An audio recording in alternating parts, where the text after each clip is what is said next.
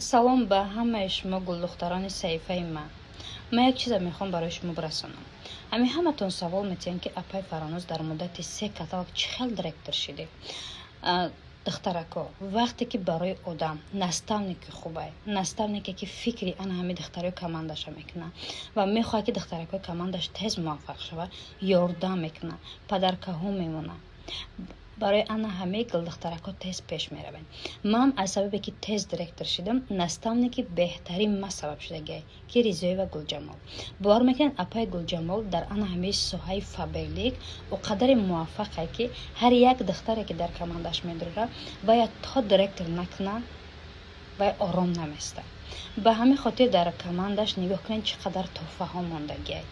ای گوشواری تیلو سر کرده، چالای تیلو، برسلت تیلو، انا همه تحفه های قیمت موندگی که گلدخترکا حواسمند شوند و کارا بکنن. گلدخترا میگن که فابریک دروغه.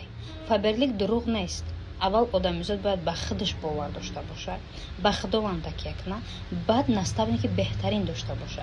برای همین خاطر من رقمای اپای گلجمال میمونم. در روی نویسین، ای همه روز اعتبارا در اون رجیستراسیون شوین، هم تحفه های قیمت گیرین، هم پیشروی کنین، معاش خوب سازوار شوین.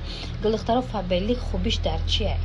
شما کوچه با کوچه بار نمیگردونین، برای شما دیپلم در کار نیست، تنها در خانه نشسته تربیت فرزند قط مشغول میشه و پول کار میکنی.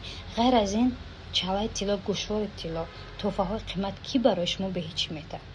به همین خاطر همه کار مهنت داره، همه کار عذاب داره اولش. به همین خاطر شما اول در کمک مهنت کنین، در آخر راحت چه میبینین. پس رقمای اپای گلجمال наставник بهترین مای در روی نویسین، همراهش کار کنین.